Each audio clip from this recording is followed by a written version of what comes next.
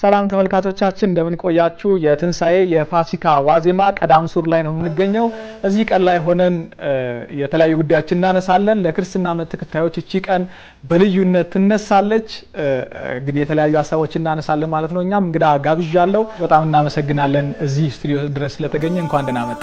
እንኳን ደህና ቆያችሁ። ክርስቶስ ተንሥአ እሙታን የሚል የዜማ ክፍል አለ። እርሱን ነው ቆይታ የምናደርገው።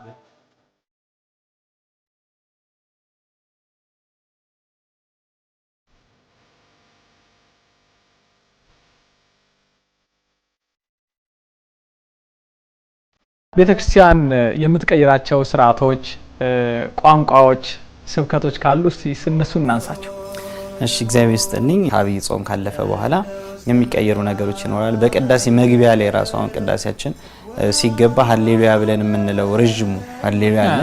እሱ አሁን በአብይ ጾም ሲሆን ዮሴፍ ወኒቆዲሞስ ገነዝቦ በሚል ይተካል ማለት ነው። ባጭሩ ያ ይሆናል። ከዛ ውጭ ደግሞ ቅድም አንተ እንዳነሳው ደግሞ ዝውእቱ ጊዜ ባርኮት በሚለው ዜማ ጊዜ ደግሞ ክርስቶስ ተንሥአ እሙታን ሞተ ወኬዶ ለሞት የሚለው ዜማ ይተካል ማለት ነው። ትርጓሜውን ብንሰማ በየትኛው ዜማ ምትክ ነው የሚባለው የሚለውንም ብናይ በዜማም ጭምር ብትልልን ደስ ይለናል። ከትንሣኤ የበለጠ በዓል የላትም ቤተክርስቲያን። ምክንያቱም ቅዱስ ጳውሎስ ይላል አምላካችን ክርስቶስ ካልተነሳ ሃይማኖታችን ከንቱ ናት ይላል። አሁን ክርስቶስ ያደረገውን ነገር ለአንድ ሰው ብንሰብከው ብናስተምረው ታምራት አድርጓል። የባህሪ አምላክ ነው። በምድር ተመላልሶ ንጹህ ነው፣ ምንም በደል የለበትም፣ ኃጢአት የለበትም። እኛ ደግሞ የሱ ተከታዮች ነን ብለን ስንናገር በመጨረሻ ምን ሆነ ይለናል። አይሁድ በግፍ ገደሉት። ከዛስ ካልተነሳ በቀኛም ተስፋ የሌለው ሰው ነው። ምን ነው እንደ ክርስቲያን ተስፋ አይኖረንም ነበር። ከዛ ግን አምላክ ስለሆነ ምንም እንኳን ሰው ቢሆን ፍጹም አምላክ ነው። ፍጹም ሰው ፍጹም አምላክ የሆነ ስለሆነ በኃይልና በስልጣኑ ማንም አስነሺ ቀስቃሽ ሳያስፈልገው በራሱ ኃይልና ስልጣኑ ሞትን ድል አድርጎ ተነሳ እንላለን። ስለዚህ እኛ የሱ ተከታዮች ስለሆን ከሱ የተነሳ ብንሞት እንኳን የምንነሳ ነን፣ ተስፋ ያለን ነን። ህይወታችን በምድር ላይ የሚያልቅ አይደለም፣ በዛ በተስፋ የምንኖር ነን የሚለውን ነገር አጉልታ ታያለች። ስለዚህ በቅዳሴ ስርዓቷ ውስጥ ይሄንን ቀደም የሰማነውን ዜማ ቤተክርስቲያን ደጋግማ ታሰማናለች። አንድ ጊዜ አይደለም 3 ጊዜ ታሰማናለች። የቅዳሴ ላይ ነው የሚገኘው ማለት ነው። ቅዳሴ ውስጥ ነው የሚገኘው። ቅዳሴ ላይ በቅዳሴ ስርዓታችን ዝውእቱ ጊዜ ባርኮት የሚል ዜማ አለ፣ የምታስታውሱት ይመስለኛል። ዝውእቱ ጊዜ ባርኮት ወዝውእቱ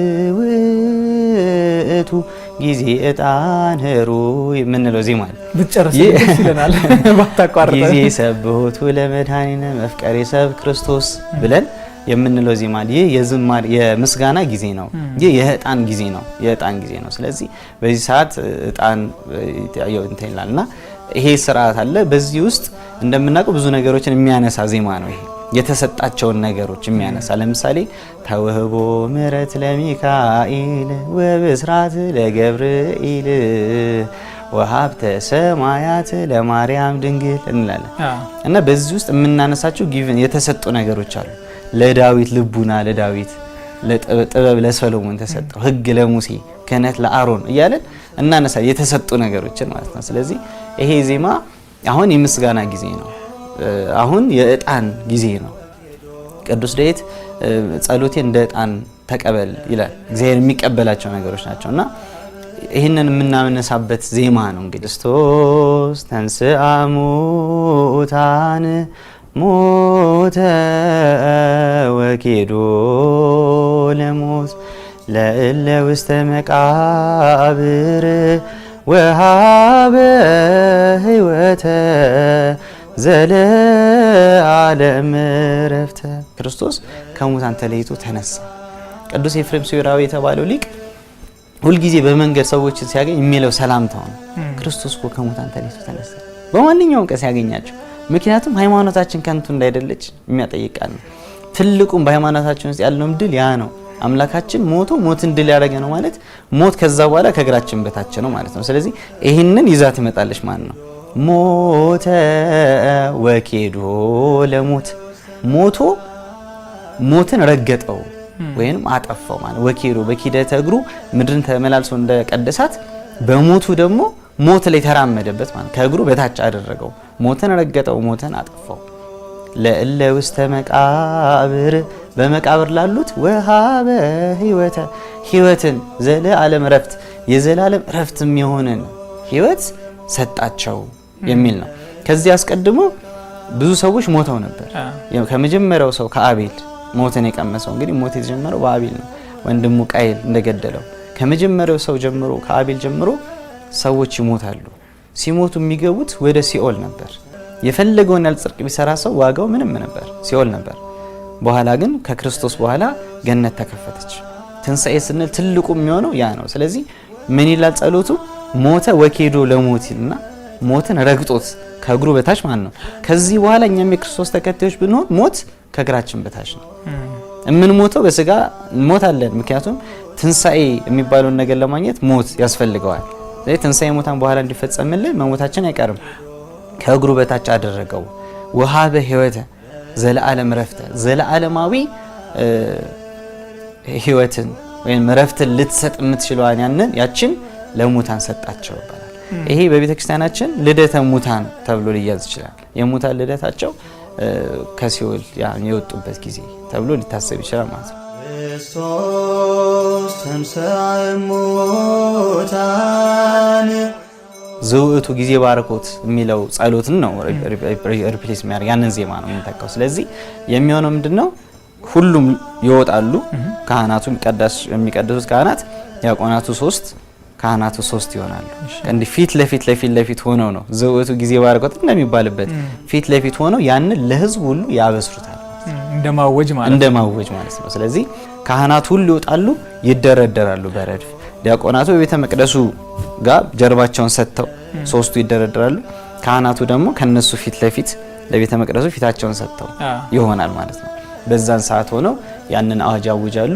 ህዝቡ ደግሞ ይቀበላል ማለት ነው። ይሄ አሁን አብረን የምንለው ሲሉ ምን ደግመው ነው። እንደዚህ በመቀባበል የምንላቸው ብዙ ዜማዎች አሉ በቅዳሴ እንደሚታወቀው። ስለዚህ በመቀባበል ከምንላቸው ዜማዎች መካከል ደግሞ አንዱ ይሆናል ማለት ነው። ከዜማ አንፃር ካየ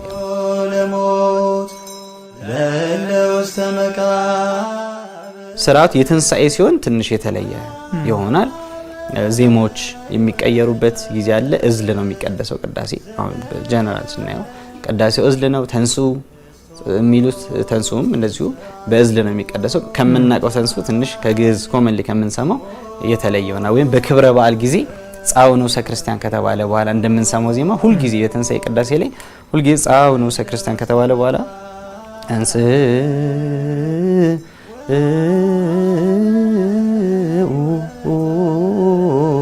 ለጸሎት የሚል ይሆናል። እግዚኦ ተሳለን እቺ ሁልጊዜ ትሆናለች በትንሣኤ ውስጥ። እዛ ውጪ ሌላ ጊዜ ከሚባሉ በተለይ የምናያቸው እነዚህ ነገሮች ናቸው።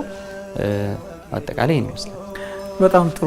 በጣም ነው የማመሰግነው። ቤተክርስቲያን የምታውጀውን የትንሣኤውን ብስራት ክርስቶስ ተንሥአ እሙታን የሚለውን ዜማ መነሻ አድርገን ቆንጆ ቆይታ አደረግን። ዶክተር ዲያቆን ፍጹም በጣም ነው የማመሰግነው። እግዚአብሔር ይስጥልኝ። ተመልካቾቻችን ቆይታችን የሚመስል ነበረ። ለመላው የክርስትና እምነት ተከታዮች እንኳን ለብርሃነ ትንሣኤው በሰላም አደረሳችሁ እያልን እንሰናበታችኋለን።